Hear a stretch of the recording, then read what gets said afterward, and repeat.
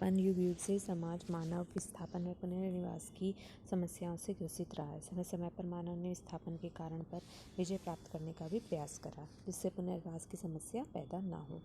परंतु विभिन्न क्षेत्रों में आधुनिकीकरण की प्रक्रिया ने मानव निर्मित विस्थापनों के कारणों को जन्म दिया है, जैसे युद्ध, देश का विभाजन, बांधों, नगरों का निर्माण, खेल, खनिज पदार्थों का दोहन, यातायात आदि के लिए भूमि का अधिग्रहण। इस प्रकार से मानव स्वयं ने विभिन्न विकास कार्यक्रमों के कारण विस्थापन व पुनर्निर्वास जैसी समस्याओं को उत्पन्न किया है। आज विश्व में मानव के सम्मुख विस्थापन व पुनर्वास की समस्या ने विकराल रूप ले लिया है। अतः विस्थापन या पुनर्वास की समस्याओं का क्रमबद्ध एवं व्यवस्थित अध्ययन, विश्लेषण, व्याख्या करके साझा आवश्यक है। इस उद्देश्य को ध्यान में रखकर इन समस्याओं की परिभाषा, इसके स्वरूप, विशेषताएं, कारणों का हम अध्ययन करते हैं। सबसे पहले हम विस्थापन की परिभाषा एवं अर्थ के संबंध में अध्ययन करते हैं। शब्दकोश के अनुसार स्थान छोड़ने की क्रिया विस्थापन कहलाती है। विस्थापन एक क्रिया है जिससे व्यक्ति या समूह को अपने निवास स्थान से अन्यत्र जाना पड़ता है। यह स्थान परिवर्तन की अवस्था एवं यात्रा है जिसमें किसी को जाना पड़ता है। तो विस्थापन एक परिस्थितिगत आवास परिवर्तन की क्रिया है। जब कोई व्यक्ति, समूह, परिवार या ऐसा कोई भी संगठन किन्हीं कारणों से अपना आवास बाध्य होकर छोड़ता है तो उसे अन्यत्र जाना पड़े, वह प्रक्रिया विस्थापन कहलाती है। यह प्रक्रिया योजनाबद्ध समाज हित में भी हो सकती है। अपने मूल अर्थ में विस्थापन का अर्थ होता है इच्छा के विरुद्ध आवास के स्थान परिवर्तन से है। विस्थापन खाली स्थान करने संबंधी परिवर्तन सम्मिलित होते हैं, जैसे कि निवास स्थान, बस्ती, समुदाय, जनजाति क्षेत्र, गांव आदि का खाली होना, लोगों का बाध्य होकर अन्यत्र चले जाना। तो निष्कर्षतः हम कह सकते हैं कि विस्थापन निवास की स्थान को अनिच्छा से छोड़ने या खाली करने की प्रक्रिया को कहते हैं, चाहे ये प्रक्रिया प्राकृतिक हो या भौगोलिक दशाओं में परिवर्तन के कारण हो।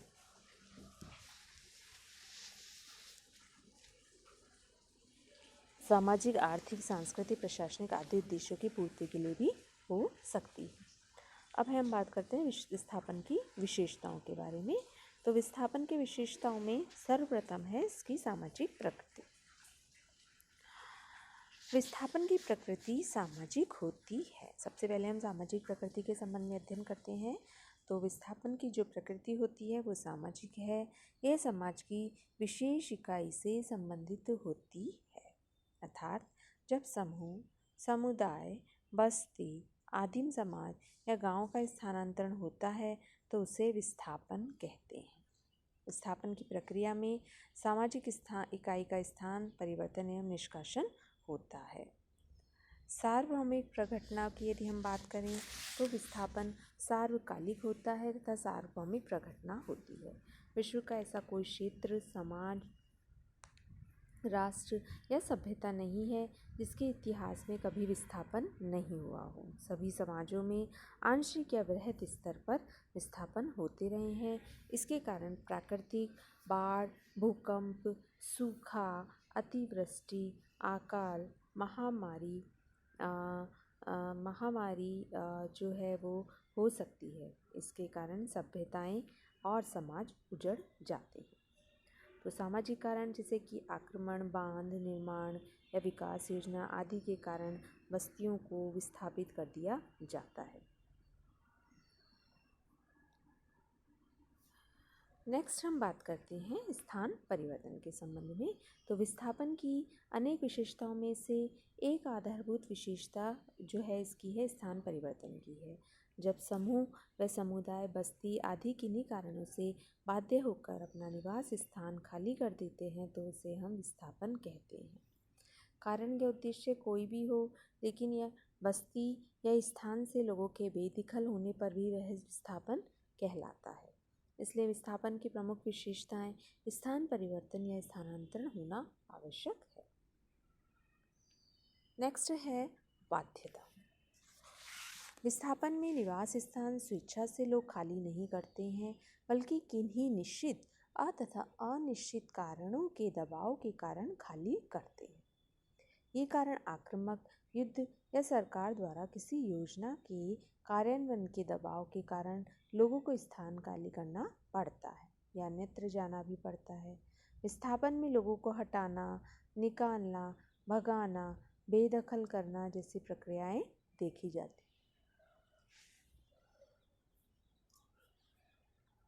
प्रकार्यात्मक एवं दुष्कार्यात्मक तत्वों के अंतर्गत विस्थापन की प्रकृति प्रकार्यात्मक, दुष्कार्यात्मक, संगठनात्मक, विघटनात्मक दोनों प्रकार की होती है।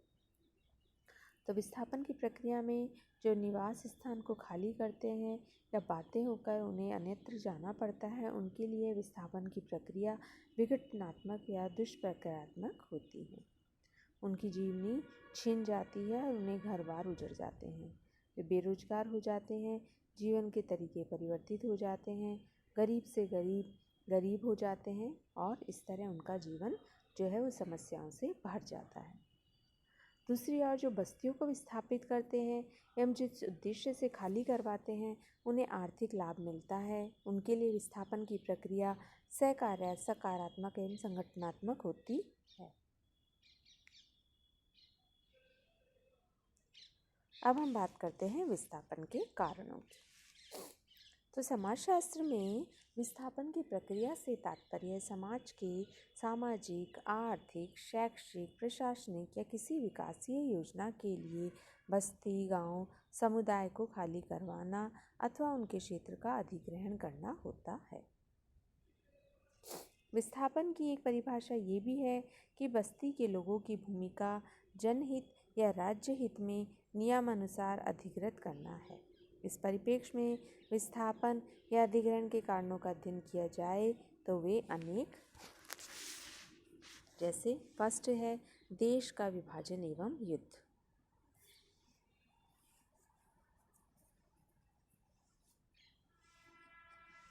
इसके अंतर्गत बांधों के निर्माण के लिए भूमि अधिकृत की जाती है, वो अधिकतर जनजातीय एवं ग्रामीण क्षेत्रों की होती है। इससे आदिवासियों एवं ग्रामीणों की सामाजिक, आर्थिक, सांस्कृतिक तथा अन्य व्यवस्थाएं भी छिन्न भिन्न जाती हैं। उनको नए सिरे से कुछ व्यवस्थित करना पड़ता है।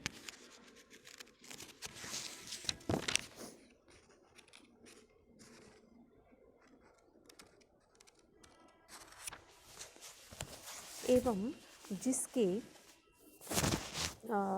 जिसके लिए व्यवसाय भी आवश्यक होता है। तो जीविकोपार्जन के साधन तथा उपयुक्त व्यवसाय न मिलने के कारण वे और गरीब यानी और निर्धन से निम्नतर होते जाते हैं, यानी वे गरीब से गरीब होते जाते हैं। फिर है कोयले की खानी। कोयले के कानून 1957 के अंतर्गत भारत के आर्थिक लाभ के लिए खनिज उपलब्धि क्षेत्र अधिकृत किए जा सकते हैं।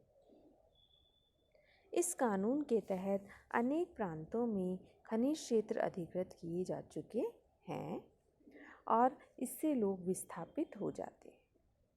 नेक्स्ट है खनन, बांध, नहरें, उद्योग, अभ्यारण्य एवं राष्ट्रीय उद्यान। तो 1996 में भारत सरकार के ग्रामीण विकास मंत्रालय द्वारा प्रकाशित प्रतिवेदन के अनुसार खनन, बांधों व नहरों, उद्योगों, अभ्यारण्यों एवं राष्ट्रीय उद्यानों आदि के कारण 1,60,00,000 से भी अधिक लोग विस्थापित किए जा चुके हैं। ये उपयुक्त वर्णित विस्थापन के प्रमुख कारण है। देश में विकास प्रोत्साहित विस्थापन का प्रतिशत सबसे अधिक जो है वो उड़ीसा में है। यह से अधिक खनिज संपन्न राज्य है। तो अनुसूचित जाति जनजाति आयोग प्रतिवेदन के अनुसार लगभग 40% स्थापित जनसंख्या अनुसूचित जनजाति क्षेत्र से संबंधित है। ये विस्थापन के द्वारा लोगों पर पड़ने वाले कुप्रभाव संबंधी जानकारियाँ हैं। फिर है सरकारी कार्यालय।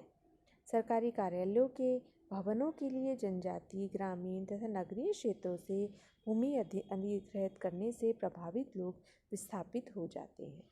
ये कार्यालय ग्राम पंचायत, पंचायत समिति, प्राथमिक स्वास्थ्य केंद्र, पोस्ट ऑफिस, विधानसभा भवन, जलदाय विभाग, सिंचाई विभाग आदि होते हैं। तो रेल, सड़क, मेट्रो निर्माण, संपूर्ण देश में संचार एवं यातायात के साधनों की तीव्र विकास हो रहा है। इससे भूमि अधिग्रहण के कारण बड़ी संख्या में लोग विस्थापित हो रहे हैं। इसी के साथ साथ हम औद्योगिक क्षेत्रों का विकास भी हो सकता है, शिक्षण संस्थाएं भी हो सकती है, नगर नियोजन एवं आवासीय योजनाएं हो सकती है। तो ये सब कारण होते हैं विस्थापन के। आज हमने पढ़ा विस्थापन क्या है, इसकी विशेषताएं क्या है एवं इसके कारण क्या है। धन्यवाद।